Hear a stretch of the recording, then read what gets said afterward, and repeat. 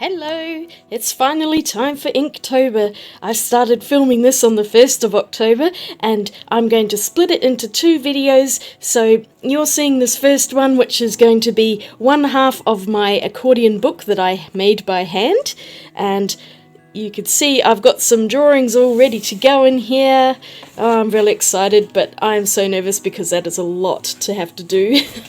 And then the second half I will film at the end of the month, which you will see the drawings from day 17 to 31 in, and I've got pretty much everything planned out except for one or two which I'm still on the fence about as to what I'm going to do. So let's get into it. I can't wait. I'm so excited to get started and fill out this entire accordion book. First things first, I wrote out the Inktober prompt list on the inside cover. Because it's been a while since I've done any kind of challenge, I decided just to stick with the default Inktober prompts and not worry about other prompts out there because there are so many at the moment, and I just decided one would be enough. So these are all the official Inktober prompts that I'm doing, and don't worry, I will mention each one as I go along so you don't have to remember them in order.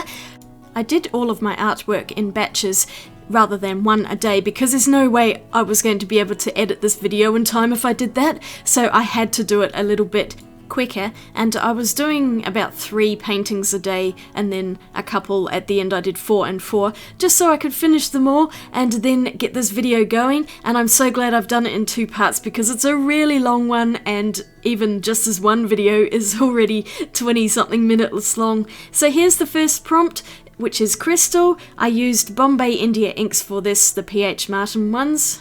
And I always find that on the first 1 or 2 I'm really rusty when it comes to using ink, so this was a bit of a mess, although I really like how the colours turned out in it. It's not really meant to be any particular kind of crystal, I just happened to find a picture of it on Google and thought it was pretty, and it was a chance to use some of my really bright colours.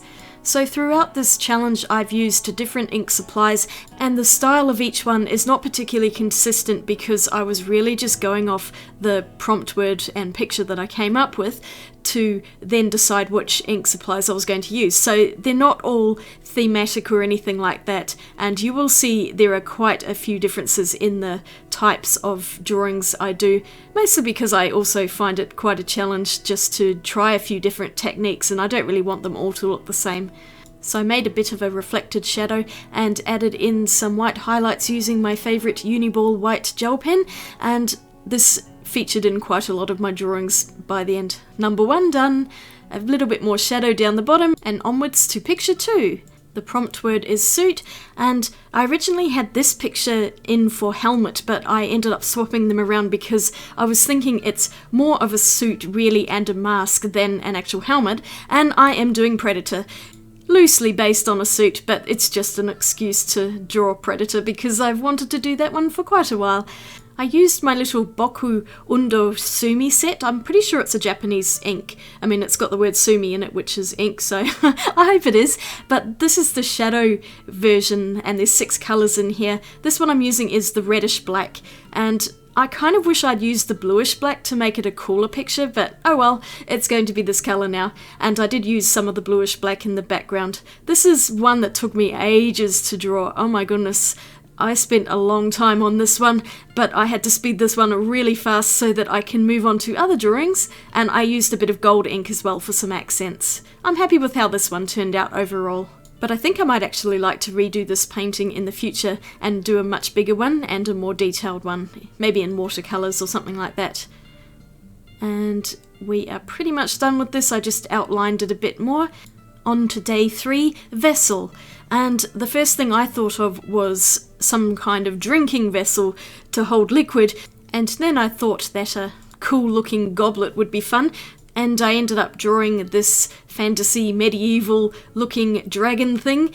I pretty much would type in the words into Google and see what popped up for words that I couldn't think of an idea straight away. It's like a word association game, and it's a really great way to get an idea on any prompts that you just cannot get a word for. Some of them are super easy and other ones are just really hard to do. So I used one of my favourite fountain pens to outline the whole thing, and I did use a permanent ink so you can paint over it without it smudging everywhere.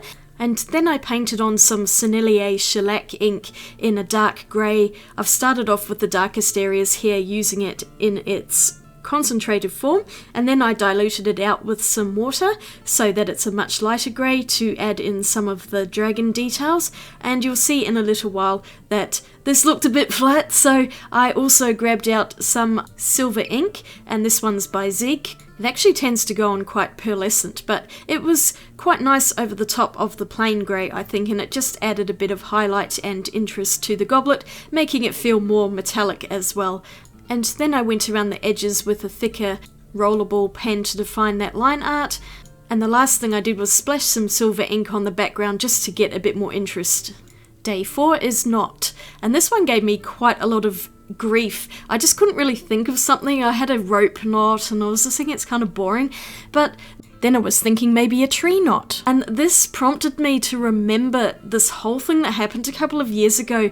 We were in Adelaide and just walking down the street, and this rainbow lorikeet flew to a tree right beside us which had a hole in it, and it just went straight inside it. So it was actually nesting inside the tree, and I've never seen that before. And then it poked its head out of the hole and was looking at us, and it was so cute.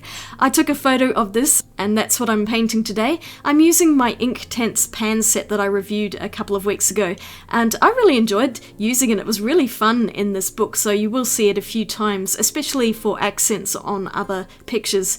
This is probably not one of my better drawings. The colours just feel a bit weak in comparison, but I ended up doing line art over the whole thing to make it more cohesive with the rest of the book. And yeah, it was a fun one and a happy memory for me. And it filled up one of those difficult prompt words. Day 5, on the other hand, was an easy one. It was Raven, and I immediately thought of Edgar Allan Poe, quoth the raven, nevermore, and this is what prompted this entire drawing. I really wanted to add a word onto this one, which is why I did that. I don't know that any of my other ones, at least on this side, have words in them, but for this one I just thought it would be kind of a bit more illustrative, like a book cover or something. So in this picture I used black India ink, and this one is by Sennelier. If you mix it with water you can get a lot of different variations in the value, from super dark black into lighter greys. And my raven is a bit dishevelled looking. I think he might have been out in the rain because his feathers went a bit spiky. I was just painting quite loosely with this. And then I went in with that platinum fountain pen, using platinum carbon ink inside to get in those tiny little feather details which I was not getting with the brush. And I will show all of these at the end of the video. But onwards to day 6, Spirit. Now this was another one that I was struggling with, and I wanted to do some kind of ghost, but it's quite hard to paint a ghost. So I went a little bit retro with this one and painted the ghosts from Pac-Man.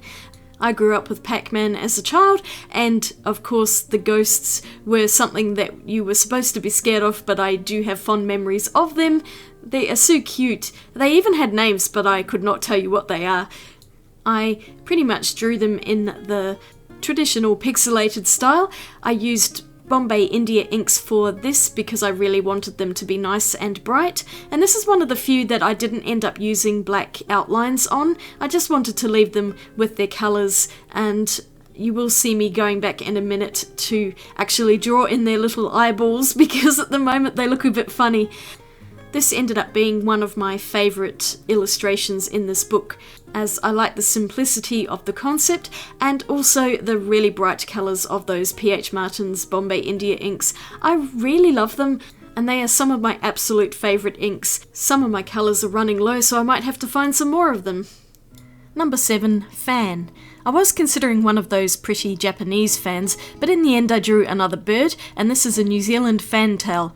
They are so cute, and they have these amazing tail feathers that spread out like a fan, funnily enough, and I just really like drawing birds. They're so much fun. In this one I used one of the inks that I got on sale at the art shop a few months ago, and I hadn't opened it, so I figured this was the perfect time to bust it out, and this is the Art Spectrum Sepia Pigment ink. and I really like this one. It's a great colour. It's kind of a blackish brown, and it's really almost the perfect colour for the fantail's feathers. And then I pulled out the Daniel Smith Walnut ink for warmer shades that were on the bird. Both of them together worked really well. I have a feeling that walnut ink does actually re-wet, but the Art Spectrum one is permanent once it dries. And then I painted in some green background because it was looking a bit boring just on its own. On to day 8, which is watch. And I was thinking, do I just draw a watch? But that's a bit obvious and boring. So then I ended up thinking about meerkats and how they stand watch to protect the group. And they're so cute, so I figured this would be a fun one to draw. I used a Thule Art fineliner, and once again with that Inktense pan set. That was so easy to use, and it works very similar to watercolours, so I really liked it. The paper is hot press though, so it doesn't take layers quite as well as cold press does, and you will get harsh lines if you don't work quickly, but I just painted it on. I wasn't really trying to be too fussy. I wanted the impression of fur without having to paint in all of the details that would have just taken too long. And you could see on the left hand side I've got one of those joins, and the double-sided tape just would not stick together very well, so the pages actually kept coming apart, and I ended up needing to use some washi tape on this page. So I've deliberately left a bit of a space here, and I'm just going in with a bit of a blue background. I ended up painting, I think, most pages with the background, but I picked a butterfly washi tape here, and then I drew a few extra ones in to kind of incorporate that tape in with the picture itself, so the butterflies are kind of flying off the tape. I mean, they're not very good, but I just added the same sorts of colours. Finished that one up, and I will come back to it in a moment. But I started on 9, which is pressure, and I was thinking, what the heck am I going to draw for this one? I just couldn't come up with an idea.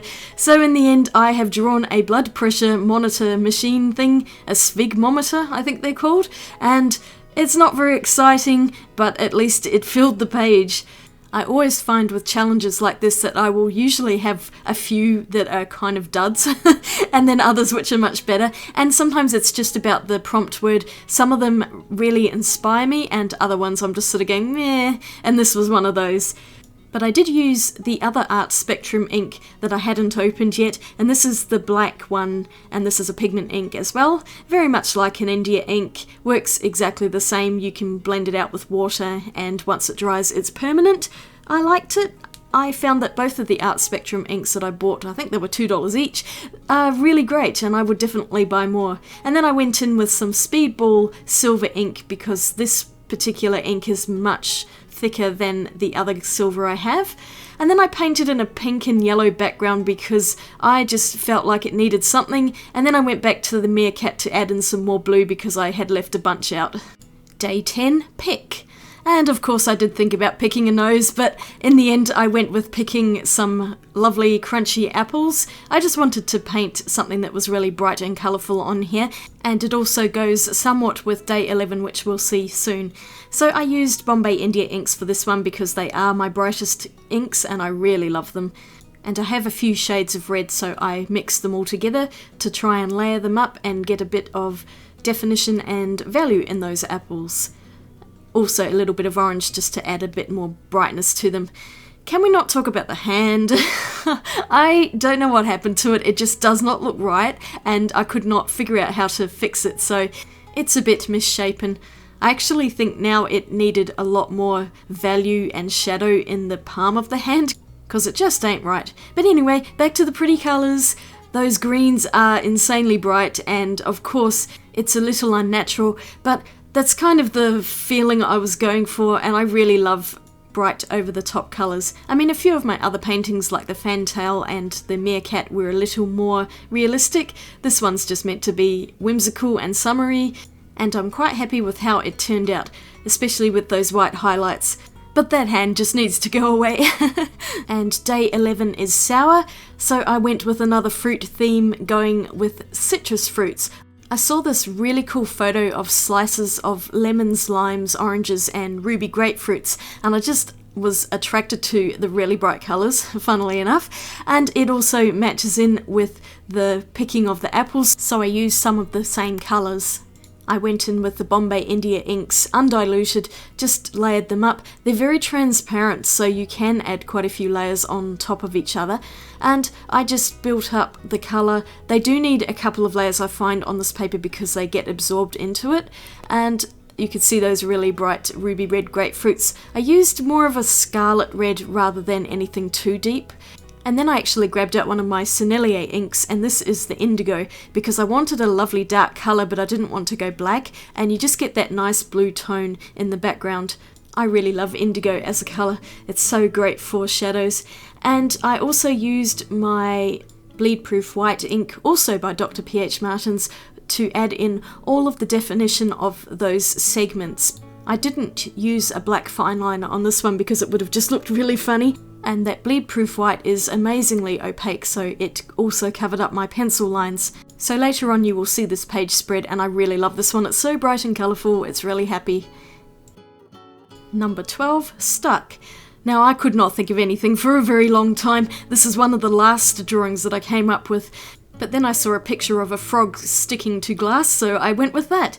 I'm using a dip pen, would you believe? It's the only time I've used a dip pen so far in this, and I dipped it into Bombay India ink, one of the green ones, and now I'm using the Inktense pans to paint its belly. I'm really not too sure about that green outline, but never mind. I still think it's quite cute. And on the left is another page join, so I've got some different coloured washi tape here. I tried to match in the background with the washi tape by painting in some blue circles and then going in with green, just to keep that sort of colour scheme going the whole way through. I really wish I'd used a darker green on the background though, because it's too close to the frog's belly, so the whole thing is just a bit anemic looking. But never mind, I got it done, and this was my most difficult page, so I'm happy that I finished it. And the frog does kind of look like it's sticking, so that's a win. Back with the Platinum fountain pen for day 13, which is Roof. Now here's another one where I'm just going, the roof of what? So the first thing that I thought of was a thatched cottage that you see in England. Now you would never get a thatched cottage in Australia. Those things would go up in flames really quickly and are completely illegal, but I have seen them when I was in the UK and they are just so quaint. So I found a reference photo and ended up drawing this picture. I used quite a lot of inky detail in this one. I'm going for a line and wash, I think that's called. And of course, out came the Inktense pans once again. They just felt like the right thing to use for this particular illustration. I think I was successful in making this look like a thatched roof, and it feels like an urban sketching kind of drawing, at least in the style that I would do it. This picture was very time consuming, but I actually really like how it turned out, and I did not give myself time limits on how long to do each painting. It takes as long as it takes, as far as I'm concerned. Some ones were faster than others. This was a slow one because I was adding in shadows and lots of bright colours for the flowers. On to day 14, Tick. Now this one I was just thinking, I'll just draw a tick insect, but they're not very attractive looking, and so I tried to make mine a more cute version of one. I gave it little googly eyes. And then I grabbed out the 3 acrylic inks that I have by Amsterdam in a black, grey and white. And it's the first time I'm using them on paper like this. They were really great. That black is incredibly deep and it was just perfect. It looks very cartoony. For the background leaf I did use Bombay India inks because I do not have any colours in acrylic inks and I really need to get some because I am enjoying them very much. But actually the 2 types of inks worked really well together because the acrylic inks are a lot more matte and they're also very opaque, at least these ones are. And then the Bombay inks you can see are a lot more translucent and very vibrant and shiny. So this painting turned out so much better than I expected. I thought this was going to be my worst page and it's actually one of my absolute favourites. The tick looks so adorable even though it's such a hideous insect. Actually no, it has 8 legs so it's an arachnid. Ugh, I don't like anything with 8 legs really. Day 15, Helmet. This is the picture I was going to use for Suit, and I originally had Predator for Helmet, but I just think it worked better the other way around. So this is an astronaut in space, and I was thinking of a space helmet originally anyway, so I just think this worked out really well. I did line art with the Platinum fountain pen, and I'm back in again with those acrylic inks because I had so much fun with them on the previous page. The black ink did dry very matte though and was just a tiny bit streaky, so I went over the top of it with some India ink because I wanted space to have a bit of a sheen to it, and it just covered up all of those streaks caused by the acrylic ink.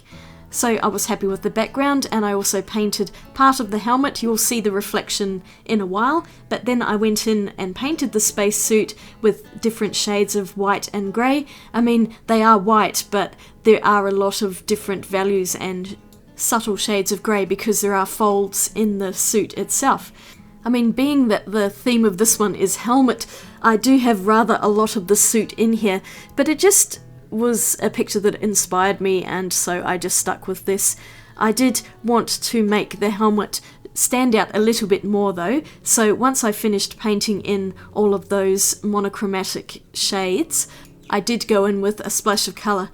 But I enjoyed these acrylic inks. They act very much like acrylic paints but a lot thinner, and they're just really easy to paint with. So here's my splash of colour. I wanted to have the planet Earth reflected in the helmet, and I also added some red accents to the suit. And last one for this video, day 16, is compass. I ended up choosing a drawing compass, and I drew this one out of my collection. It's an old-fashioned looking thing, and the idea was to draw circles with the compass, but doing that in ink is really difficult, so I ended up just using circle templates to pretend to draw the circles from my compass. You can see I've got a double page spread here, and that's because the right hand side is the inside cover, and I also needed to stick this down with washi tape as well, so once again I'm colour matching and doing circles to match the washi tape. So half of these I did with Sennelier Scarlet ink, and the other half is in Sennelier Cobalt Blue. I quite like how this page spread came out, although I did end up smudging it quite a few times, and I had to go over things with some white ink. And also the shellac ink dries really quickly and is kind of a bit sticky, so you could see how streaky it was. I solved this just by splashing silver ink over everything at the end, but I painted in the pencil just with a bit of India ink, I think it was, and some of my silver speedball ink for the metal to make it look shiny, and I just like how it came out. I think it's quite 3D, and here's me going around covering up all of my little smudgy mistakes. I'm very glad I've put this video into 2 parts because I'm exhausted. But because the accordion book is so big, I laid it all out on the carpet. It just won't fit in my studio, and here is a pan of every picture that I have done on one side of my large accordion sketchbook that I made, and you can see the joins there with the washi tape, but that's just incorporated as part of the book now, and I like that. It makes it feel really unique to me. And there's those 2 fruit ones which I just love as a page spread. I will flip through the book again in a moment. I just thought I would show you how they all look together when you look at them as one long accordion piece. And there's the double page spread at the end of the book. And here's a little flip through of each page spread.